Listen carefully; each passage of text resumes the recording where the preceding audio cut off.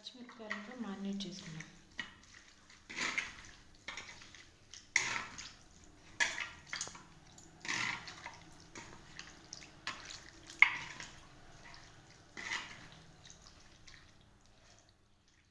పచ్చిమిర్చీలు ఎక్కువ మ్యారినేట్ అవ్వడం కోసం కింద పెట్టేద్దాం.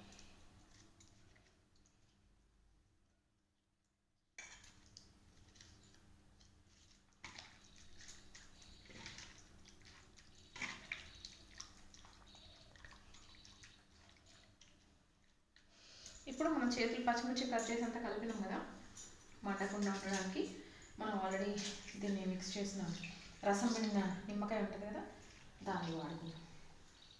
ఫస్ట్ మనకి సెకండ్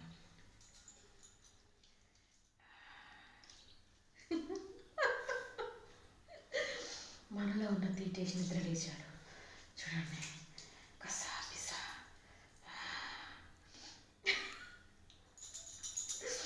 అనమాట. సో ఇప్పుడు మనం ప్రాన్స్ అయితే మ్యారినేట్ చేద్దాం.